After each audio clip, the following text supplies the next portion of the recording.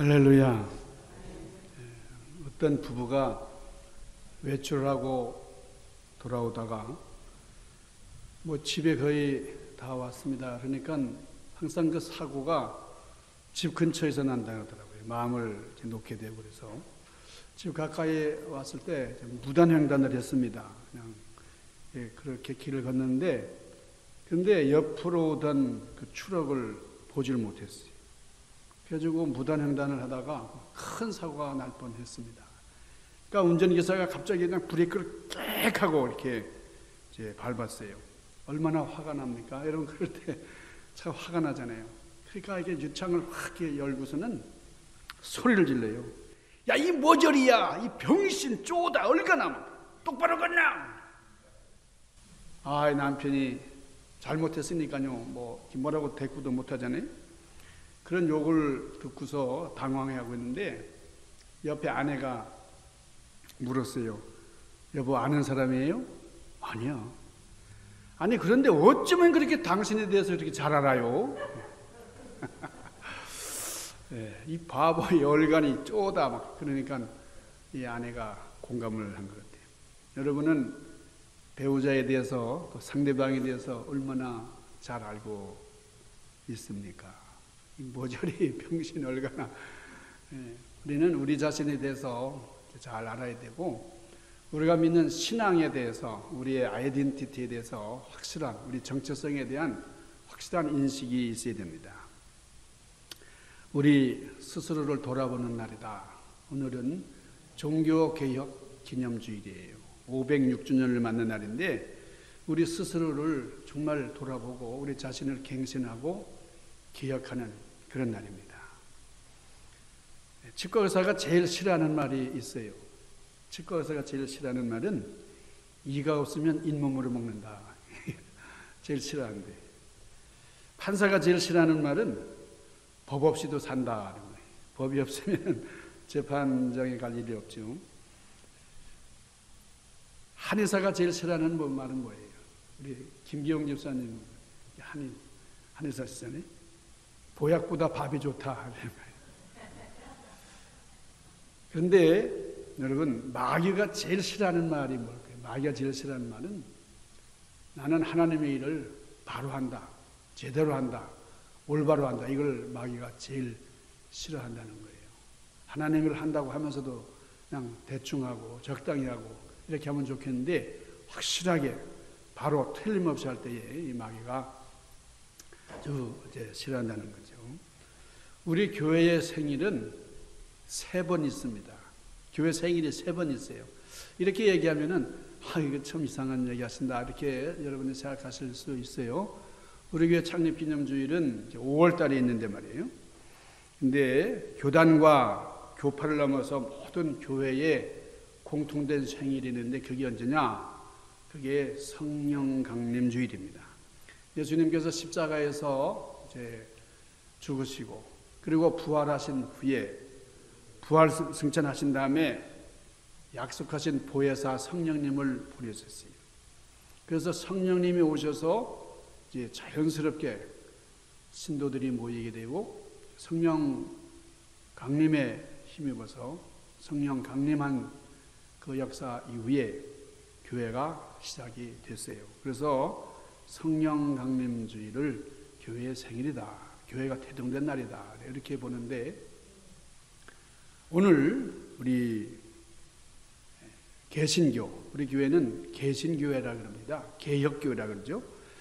이 개신교회의 공통적인 생일이 바로 마틴 루터에 의해서 시작된 종교개혁 기념주일이에요.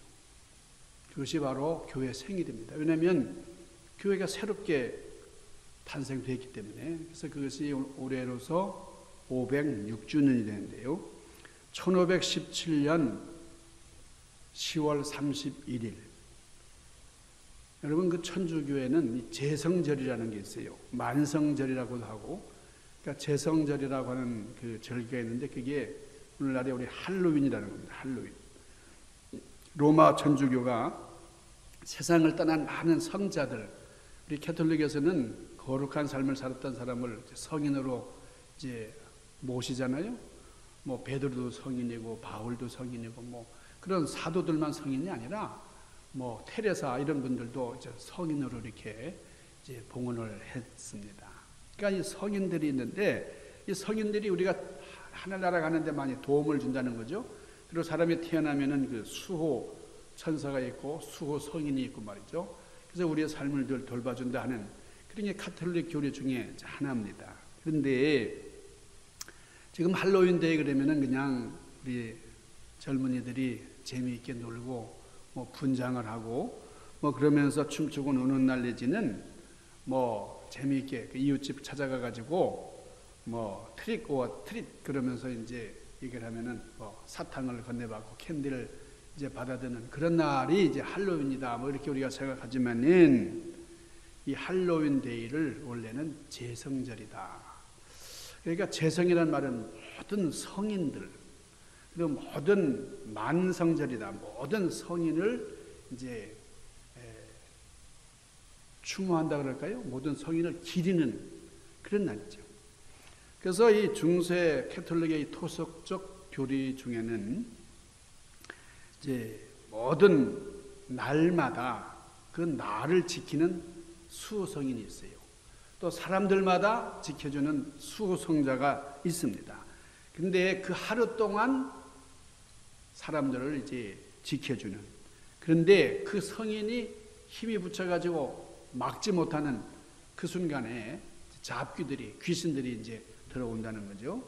그러니까 귀신들이 들어올 때는 이제 성령님께서 임하셔서 이제 막아주신다 그러는데 그 성령님께서 도래하시기 전 그때에 이 마귀들이 막 이렇게 돌아다니고 잡귀들이 막 돌아다닌다는 거죠. 그래서 성탄절이나 뭐 부활절 무슨 이렇게 거룩한 날은 이 잡귀들이 마음대로 활동을 못합니다.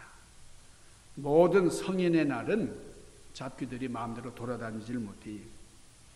그래서 당연히 놀고 싶은 그런 잡귀들, 그런 정령들이 모이는 바로 그 전날 모여서 이렇게 축제를 하는 거예요. 그래서 우리 할로윈 데이라 할로윈, 원래 정확히 얘기하면 할로윈 이브라는 것이 맞겠습니다. 그러니까 사람들이 많이 모이는 이 제성절인데요. 그때 그 무리들이 운집하는 그 제성절을 이제 활용한 겁니다. 마틴 루터가 많은 사람들, 이제 마틴 루터가 이제 캐톨릭 그 교회를 향해서 반박문을 이제 내거는데 그게 95개가 됩니다. 95개 되는 이제 반박문을 이제 비텐베르그 성문에다가 쭉 내걸었어요. 첫째 잘못, 두 번째 잘못, 당신 이걸 고쳐야 된다 하는 걸 쭉 이렇게 쓰고 거기다 이제 설교를 했어요. 이제 선포를 했습니다. 근데 이 로마 교회는 이걸 거부했어요. 잘못된 거다. 네가 얘기하는 것 자체가 잘못이다. 우리가 받아들일 수 없다 그런 거예요.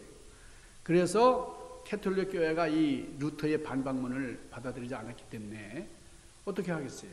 이 루터를 따르는 사람들이 이제 모임을 갖게 되고 그 모임에 자연스럽게 이제 교회가 됐는데 그 교회를 일컬어서 개신교회다. 그러니까 이 종교개혁 기념주일은 우리 개혁교회, 개신교회의 생일과 다름이 없어요. 그러니까 개신교라는 말은 이제 영어로 프로테스탄트를 해요. 프로테스탄트. 저항한다 이거예요. 잘못된 것, 부패한 것, 그것을 묵과하지 않고 그걸 지적한다 그거예요. 그래서 이 16세기에 변질된 로마 교회가 바뀌어야 된다. 로마 교회가 새로워져야 된다. 이걸 이제 요구했는데 이 변혁의 기치에 부응하지 못한 이 로마 가톨릭 그 교회에서 이제 따로 이렇게 나오게 된 그런 교회를 일컬어서 개신교회다 이렇게 얘기를 하는 겁니다. 이 종교개혁이 시작된 발단은 그 당시 교황이 레오 10세였는데 이 사람이 정말 그 하나님의 성전을 멋있게 만들고 싶은 그 신앙의 마음이죠. 뭐 좋게 얘기하면은 하나님을 기쁘시게 하려고 하는 마음도 있었겠지만은 그런데 이 베드로 성당 여러분 지금도 이태리 로마에 가면은 여러분 혹시 성지 순례 다녀오신 분들은 이제 아시겠습니다만은 얼마나 어마어마한지 가서 그냥 계속 입을 다물질 못한다는 거예요. 너무너무 아름다우니까요. 그 로마 그 베드로 성당을 이제 증축하기 위해서 자금이 이제 모여야 되는데 이게 너무나 어마어마하게 짓다 보니까 그게 자그마치 100년 가까이 지었어요. 100년 동안 이끌어온 이 공사비를 충당하기 위해서 1506년 로마 가톨릭 교회가 이런 걸 내놨습니다. 속죄표라는 거, 면죄부라는 걸 이제 판매를 했어요. 그 당시에 이 면죄부를 판매하던 그 총 책임자가 있는데 그 사람이 테젤이라는 신부였어요. 이 테젤이라는 사람이 이제 도미니칸 수도사였는데 그 사람이 이런 얘기를 했어요. 속죄권을 사는 사람은 죄를 용서받을 수 있다. 그러니까 내가 엄청난 죄를 지었다 할지라도 이 속죄권만 사면 죄가 다 사면이 된다는 겁니다. 그리고 그 은화가 허니검함에 딱 떨어지는 그 순간에 천국으로 올라간다 그랬어요. 그러니까 처음엔 이런 정도로 얘기를 했는데 시간이 지나가면서 사태가 너무너무 심각해졌어요. 테젤이 나누어주는 광고에는 이런 문구까지 있었다는 거예요. 면죄부를 사면 성모 마리아를 강간해도 용서받을 수 있다. 이런 문구까지 들어있어요. 얼마나 충격적입니까? 얼마나 타락했어요. 그런가 하면은 신성모독과 살인만 제외하고는 다 용서받을 수 있다. 어떤 죄도 용서받을 수 있다. 그렇게 주장하다가 나중에는 이 면죄부를 사면은 미래의 죄까지도 다 용서받을 수 있다. 그렇게 선포를 했어요. 그러니까 이에 따르는 폐단이 얼마나 심각한지 모릅니다. 그러니까 사람들은 뭐 면죄부를 사면 되니까 돈만 모으면 되는 거예요. 그래서 그냥 뭐 칼부림을 하고 뭐 엄청난 죄를 저지른 거예요. 그럼 뭐 죄를 짓고서 면죄부를 사면 되잖아요. 예, 죄가 다 사해지니까 말이죠. 그래서 전해오는 일화 중에는 이 독일 귀족 중에 이제 어떤 사람은 면죄부 판매자에게 미래에 저지를 그런 폭행죄의 면죄부를 샀어요. 내가 이제 장래에 지을 죄까지도 다 사야 된다고 하는 그런 면죄부를 산 다음에 그 판매자를 그냥 흠집 두들겨 패고만.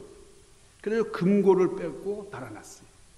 그러고서는 면죄부 판매장의 금전만이 아니고 거기 들어온 모든 그런 보석들, 뭐 그런 자산들을 다 가지고 도망쳤어요. 나중에 이제 이걸 이제 회수하기 위해서 또 참 얼마나 많은 무리수를 뒀겠습니까? 이럴 때에 젊은 수도사였던 마틴 루터가 로마서 1장 16절과 17절을 통해서 의인은 믿음으로 산다. 그리고 믿음으로 구원받는 것이지 면죄부로 돈으로 구원받는 것이 아니다. 그렇게 주장을 하면서 종교개혁의 깃발을 들고 일어났습니다. 이 젊은이가 말이죠. 이 수도승에 불과한 이 비텐베르그 대학에 이제 갓 부임한 이런 초임 교수였는데 이렇게 뭐 아무 힘이 없고 무기력하고 이렇게 젊은이가 말이죠. 하나님 말씀대로 살려고 몸부림치지만은 무슨 힘이 있어요? 그 당시에 그 강력한 교권에 대항해서 일어나기는 너무 무리였지만은 뭐 바위돌을 계란으로 치는 것 같은 그런 구조였지만은 그런데 하나님께서는 이 마틴 루터의 손을 들어주시고 마틴 루터를 붙잡아 주시고 그래서 종교개혁이 성공하게 됐어요. 루터가 1517년 10월 31일 정오에 이 비덴베르그 대학에 있는 그 성문 교회 앞에다가 95개제 선언문을 게재하고 지금 당신들이 뭘 하고 있는지 한번 생각해 봐라. 그러니까 그 당시 교황이라고 하면 뭐 황제보다도 높은, 황제보다도 더 어마어마한 권력을 가진 그런 실질적인 권력자였어요. 근데 그 교황을 향해서 이런 정말 무모한 일이죠. 근데 반대 설교를 이제 했는데 그 요지가 뭐냐면 속죄권을 판매하는 것은 잘못된 것이다. 여러분 그렇잖아요? 속죄권을 가지고 하나님께 대한 죄를 사면할 수 없다 그랬어요. 그 당시로는 아주 충격적인 그런 발언이었어요. 두 번째는 교황은 죄사할 권한이 없다. 죄사함의 역사는 오직 하나님께만 속한 것이다. 세 번째, 속죄권은 연옥에 있는 영혼에 대한 효력이 없다. 교황은 죽은 자에게 권한을 미치지 못한다. 이런 겁니다. 그리고 네 번째는 사죄에 필요한 것은 직접적인 회개다. 돈이나 속죄권은 쓸데없고 교황의 중개가 필요 없다. 뭐 이런 겁니다. 이 중요 골자가 이런 것들이에요. 95개나 되니까 얼마나 세부적으로 많습니까? 이 캐톨릭의 잘못되고 부패한 것들이 말이죠. 그런데 크게는 이렇게 네 가지로 집약해서 얘기할 수가 있는데, 여러분 오늘날 우리의 모습도 한번 우리가 잘 생각을 해 봐야 되겠어요. 오늘 본문 말씀해 보니까 예수님께서 예루살렘 성전에 들어가셨을 때에 성전 안에 어땠어요? 매매하는 자들, 장사하는 사람들로 붐비고 있었다 그랬습니다. 예수님께서 그들의 상과 의자를 둘러엎으시면서 성전을 청결케 하셨는데, 이게 성전개혁, 종교개혁의 본을 보이셨어요. 자, 그러면 예수님의 이 성전 청결의 역사, 종교개혁은 어떤 성격을 띠고 있느냐? 여러분, 예수님께서 뭐라 그랬어요? 이곳은 하나님의 집이다. 이곳은 기도하는 집이다. 만민이 기도하는 집이다. 그래서 청결해야 된다 그랬어요.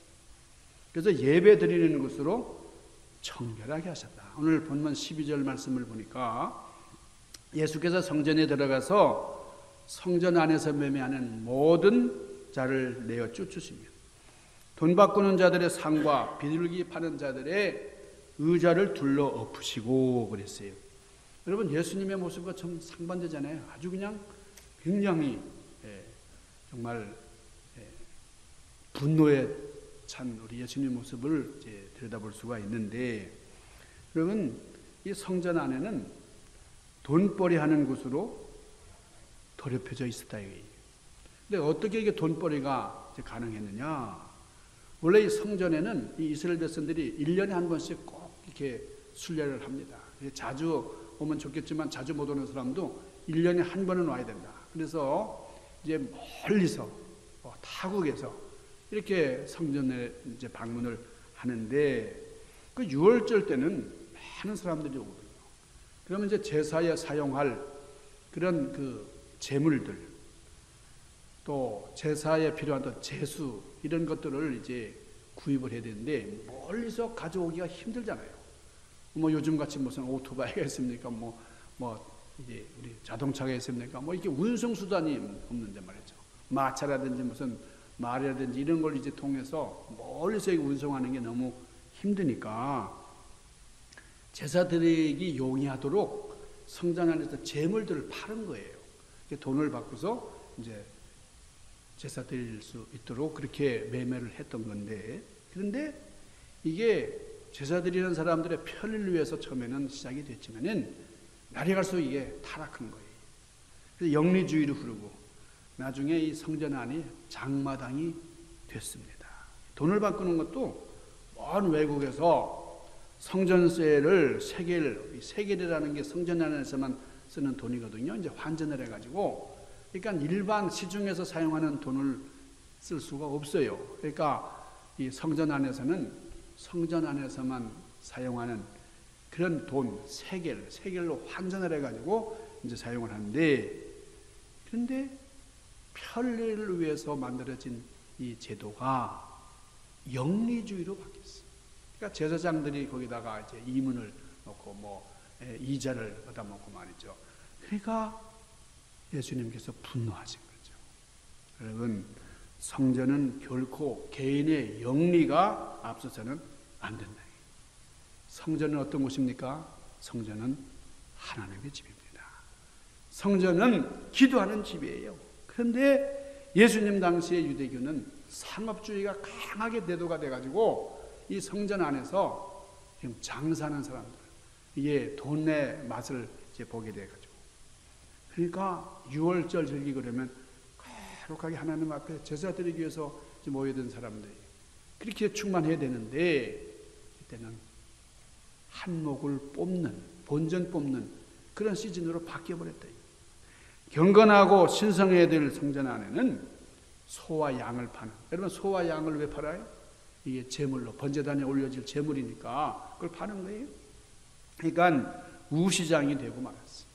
그리고 관심은 상거래뿐이었어요. 그러니까 종교가 세속화될 때 아무 힘이 없는 거예요. 여러분 종교가 세속화되면 아주 무력화되는 겁니다. 제사장들은 타락했고 성전 안에는 상업주의가 판을 치고 있는 말이죠. 그래서 주님께서 요한복음 2장 16절에 뭐라고 말씀을 했어요? 내 아버지 집을 장사하는 집으로 만들지 말아라. 얼마나 분노에 찬 말씀인지 몰라요. 루터는 생각했습니다. 왜 이런 일들이 마음대로 자행이 되나? 이게 뭐 백주에 말이죠. 이 면죄부 뭐 돈으로 죄를 사고 말이죠. 이게 어떻게 가능할까 생각해 보니까 대중들이 무지함에 있다. 백성들이 모르니까 그냥 받은 하나님의 말씀을 제대로 알지 못하기 때문이다. 이 마틴 루터가 이걸 깨달았어요. 그래서 이제 말씀을 번역하기 시작을 했습니다. 그 당시에는 성경은 오직 라틴어로만 읽어야 돼요. 라틴어 성경밖에 없어요. 그러니까 라틴어는 거룩한 하나님의 문자다 이거예요. 그래서 이 사제들이 그 미사를 드릴 때 라틴어로 이제 읽고 말이죠. 라틴어로 이제 설교를 하는데 그 교인들이 나와 앉아 있지만은 뭐 어떻게 그걸 라틴어를 아는 사람이 뭐 얼마나 있어요?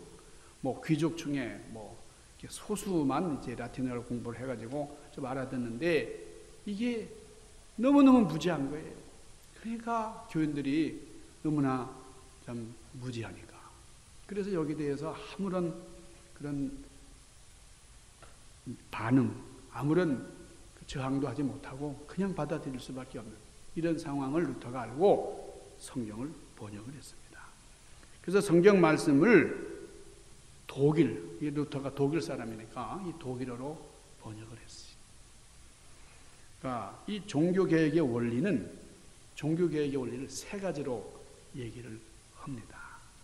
또는 5가지로 얘기하는데 솔라라는 말이 이게 뭐 솔라 뭐 판넬 무슨 이 태양광 뭐 이렇게 얘기하는데 솔라라는 말은 오직 하나라는 뜻이에요. 오직 하나. 솔라. 그러니까 솔라피데 무슨 말이냐면 오직 믿음으로. 이게 종교개혁의 아주 중요한 메시지예요. 오직 믿음. 솔라피데. 두 번째는 솔라 그라티아. 오직 은혜로. 오직 은혜로만. 그리고 솔라 스크립처. 이거는 오직 말씀. 그리고 이제 2가지를 더 이제 해서 5가지 원리를 이제 얘기하는데 솔리스 크리스투스. 오직 예수 그리스도. 그리고 이제 마지막으로 솔리데오 글로리아. 그래요. 그래서 오직 하나님 앞에서 우리 예수님과 더불어 그리고 오직 믿음으로 그리고 말씀으로 이렇게 하나님 앞에 영광을 돌려야 된다. 그래서 이 5가지 원리가 로마 카톨릭 안에 그 들어와 있던 그 팽배한 그런 세속주의라든지 또는 그 잘못된 그런 교조주의 이런 것을 바꾸는 아주 전환점이 된 겁니다. 행위가 아닌 믿음으로 하나님의 은혜로 말미암아 의롭다 하심을 받는다. 그러니까 이 전통적으로 우리 하나님의 말씀 속에서 진리를 발견한 개혁자들, 뭐 쯔빙글이라든지 칼뱅이라든지 뭐 이런 분들은 말씀의 원리가 정말 우리 자신의 믿음을 통해서 이루어지는 것이다. 그러니까 뭐 개혁자들이라고 해도 뭐 한계가 있잖아요. 이 사람들이 완전한 사람들이 아니잖아요. 그렇지만은 조금씩 차이가 있어요. 뭐 칼빈의 뭐 장로교라든지 웨슬레의 감리교라든지 조금씩 교리적인 차이점은 있지만은 아주 공통적인 건 뭐냐? 오직 믿음, 오직 예수 그리스도, 오직 하나님 앞에서 이런 정신이에요.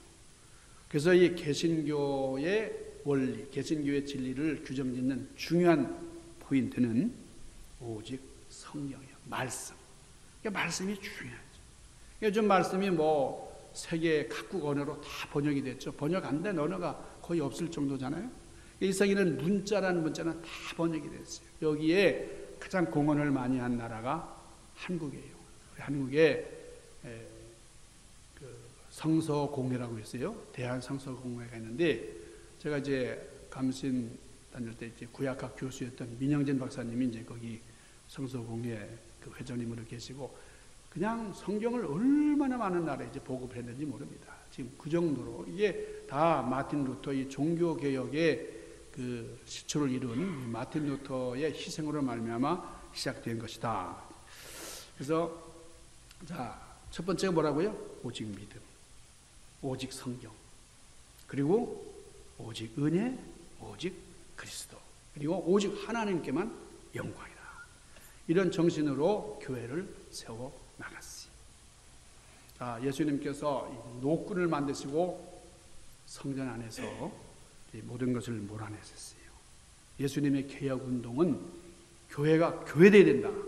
성전이 성전돼야 된다. 본질을 찾아야 된다. 그거예요.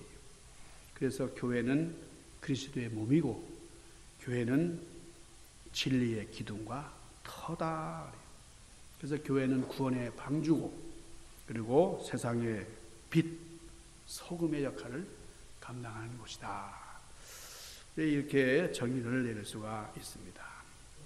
여러분, 이 성경보다 전통을 중시하고 성경보다 편리한 것들 그리고 의식주의가 더 강조가 되면 이는 부패하기 시작해요. 언제든지 우리는 말씀에 서야 됩니다. 천주교는 타락했어요.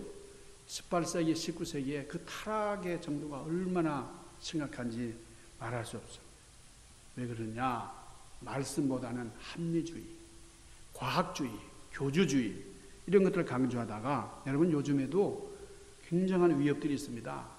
동성애 문제를 비롯해서 자유주의 신학, 예수 그리스도 외에도 구원받을 수 있다라든지 하는 여러 가지 좀 이단들이 많이 이제 나오고 있고 그런데요. 자, 지금 우리가 어떻게 신앙생활을 해야 될 거냐? 정말 쉽지 않은 그런 시대를 우리가 살아가고 있어요.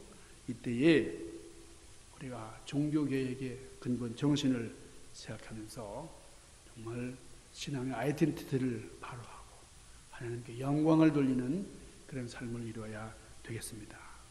여러분, 지상의 교회는 완전한 교회는 없어요. 그렇잖아요? 교회 안에 뭐 부족한 것도 많고 교회 안에서도 얼마나 분열도 많고 말이죠. 그렇지만은 그러나 우리가 기본 정신을 잃지 말아야 돼요.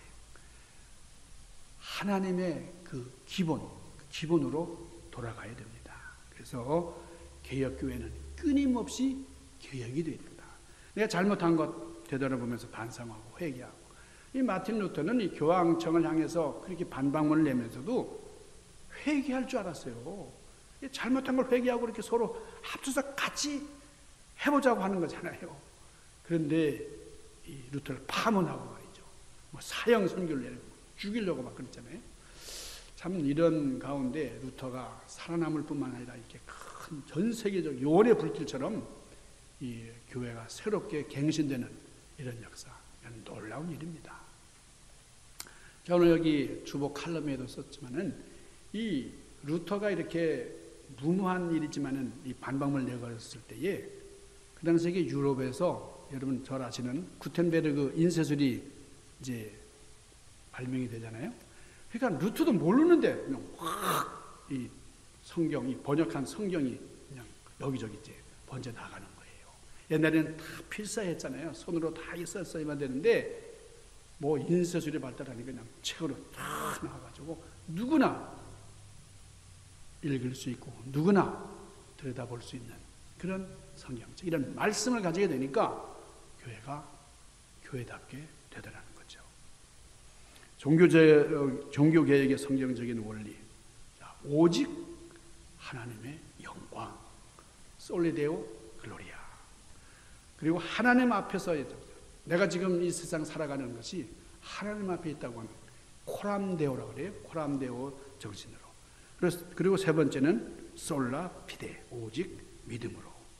그리고 중요한 것, 오직 하나님의 말씀으로, 솔라 스크립트라. 그리고 솔라 그라티아, 오직 은혜로. 사랑하는 여러분, 우리가 이 종교개혁의 5가지 원리를 깊이 생각하면서 우리가 오늘 이 세대에 우리가 어디 서 있는지를 다시 한번 깊이 생각하면서 하나님 앞에 온전한 그런 믿음을 통해서 영광 돌리는 여러분이 되시기를 주님의 이름으로 간절히 축원합니다. 기도하십시다. 거룩하신 아버지, 주님께서 친히 성전을 청결하게 하셔야만 했던 좀 안타깝고도 슬픈 일들이 우리 주변에도 지금 일어나고 있습니다. 아버지, 우리가 신앙생활을 한다고 하지만 바로 서지 못하고 또 우리가 알지 못해서 부지 중에 잘못을 저지를 수도 있는데 우리가 말씀 안에 분명히 서서 주님 기뻐하시는 일만 감당하는 그런 아름다운 교회가 되도록 인도하여 주시옵소서. 예수님 귀하신 이름으로 간절히 구하옵나이다.